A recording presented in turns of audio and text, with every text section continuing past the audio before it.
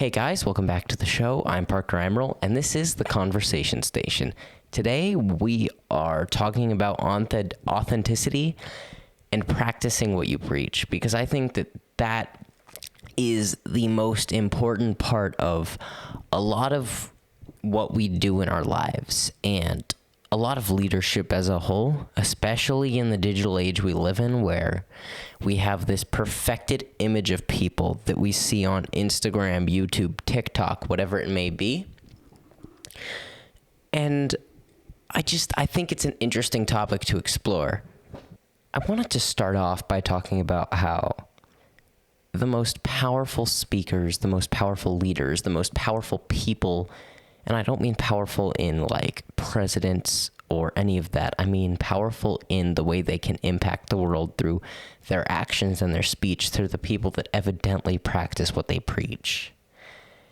You know, their actions, they align with their words, and it creates this environment of when they say something and you know they mean it, it has infinitely more meaning than if the guy down the street, if the alcoholic tells you not to drink alcohol. That's actually an interesting thing where I do think there's some value there, and we'll get back to that. But if someone with no credibility through their actions tells you something, if you don't have credibility through your actions, you don't have credibility through your words.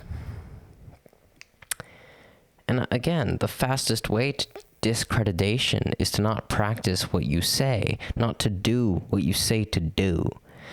And I do think it's interesting because we live in a world full of Instagram and TikTok where it is very easy for external forces, external people to influence what we do.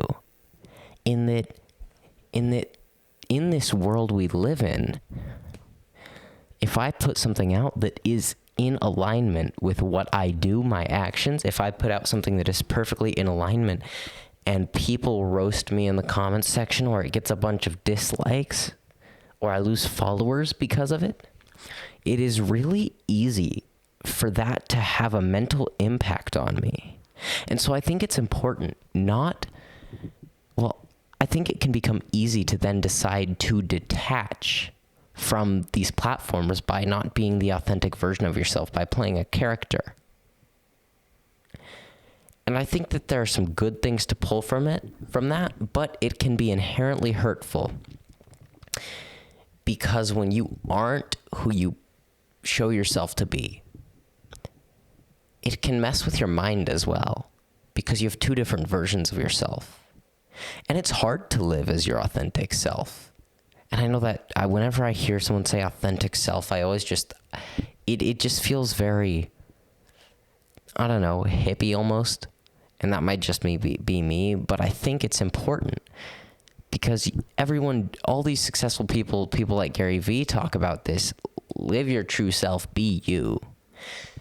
And I think that that's a hard thing to do. It is, especially on social media when you can easily get roasted. And I think it's something I've struggled with. And if you notice in all of the Eimerl experiences, I'm not using this mic stand. Even though I have it, I'm holding it in my hand right now. But I set it off to the side and hold the mic because it feels more relaxed, more authentic. And at the end of the day, when you're talking to a guest, there is a level of composure you have to have versus when you're talking about your own thoughts. But it is also infinitely more scary to talk about your own thoughts.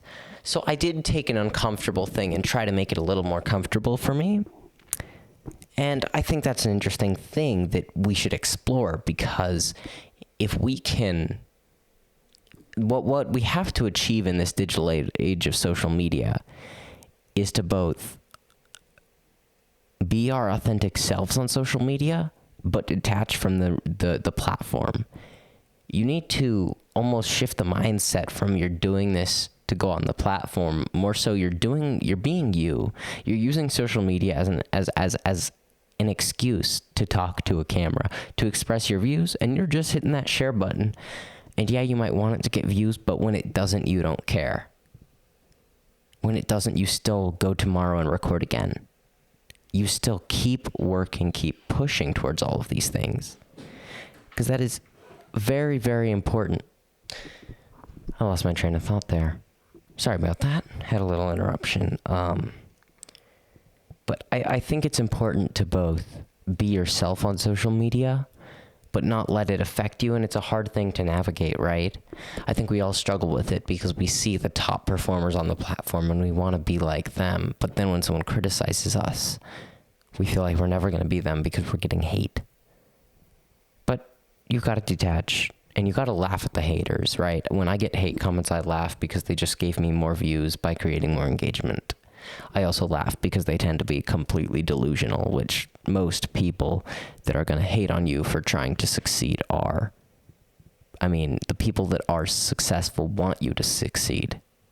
That's the truth. And I think the interesting thing is we need to maintain nuance in content because these days extreme content performs the best. But every person, there's nuance to every story. And that's why in a lot of my content, I'm talking from my own experience. This is what worked for me. But one thing I always want to emphasize is this isn't necessarily what's going to work for you. This is what has worked for me in the past and what I'm going to use going forward. Doesn't mean it's right for you. And I think that that would be a big message for me going out to the world. Is create the content you want to create. You can make content that is one way or that is very loud, but you still need to maintain some sort of nuance so that you don't turn yourself extreme.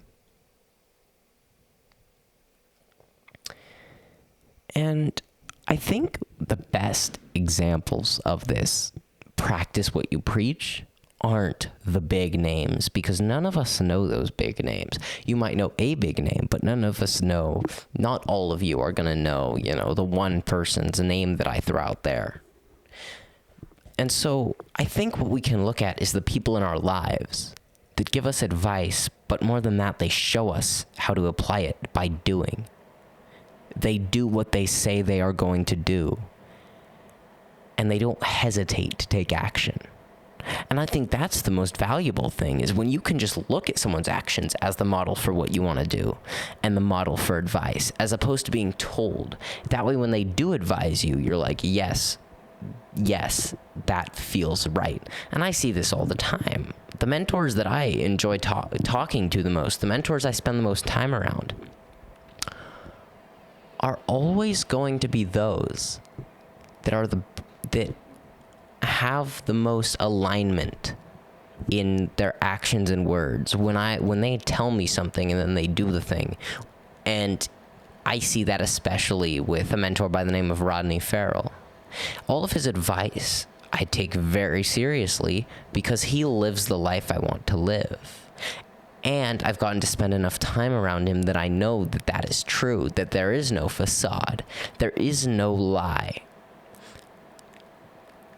And it is an interesting thing to navigate because the reverse sucks when you respect someone and then either they don't feel like they practice what they preach, or they just feel a little off, a little inauthentic, which that is an issue that we all have that gut feeling when someone's not being their authentic self. But I also think when we see that they aren't living the life that they say that you should live, or XYZ, whatever it is, or when just their energy and their and the way they conduct themselves doesn't align with advice they give you, it really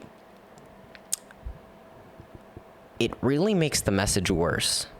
But I do think there's still value. Like I said in the beginning, if an alcoholic tells you not to drink alcohol, the value in that is to look at the life they're living and realize that if that's not the life you want to live, then their advice is certainly valid. And I think that when someone I think we can get just as much value from people doing what we want to do, saying what we want to say, as from people who are doing the opposite. But you also have to know what you want to do and what you want to say first. so that when you look at someone who's not doing that, giving advice you disagree with, you can be like, that's not how I want to conduct myself. That's not who I want to be.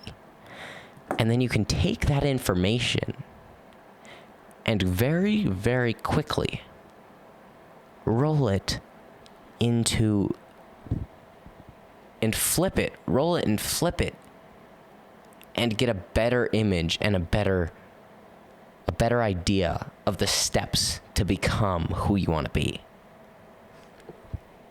I think that's it for this episode. Kept it relatively short today. But I'm excited. Tomorrow and Wednesday got 2 great episodes for you guys with 2 amazing people. And yeah, I just want to thank you guys again, as always. And I also want to lastly just leave you with this last nugget of information. And it's just a thought that's been going through my head today. And it's, who are you, but more importantly, why are you? You know, because if you don't have a why, you can't be a who, you can't have a real who you are. Because why you are is far more important. But I don't think that it's an easy thing to figure out. Sometimes you know what you are before why you are. But you can't live a truly fulfilled life until you know the why. And it's something I'm still navigating. I certainly don't know the full exact why. And I think it's something that always changes. But it's important to keep in mind that why we are is important, and it's something that we need to find and figure out. I don't like that word find. I don't like that word find because because when I think of find, I think of finding yourself, right? Because that's something that's thrown around today. And when I think of that, I think of idiots partying. And that's not who I want to be. See? Drew some advice from people I don't agree with. Yeah. All right. Thank you guys at home for watching. I'm Parker Eimerl. I've been talking to you, and this has been The Conversation Station.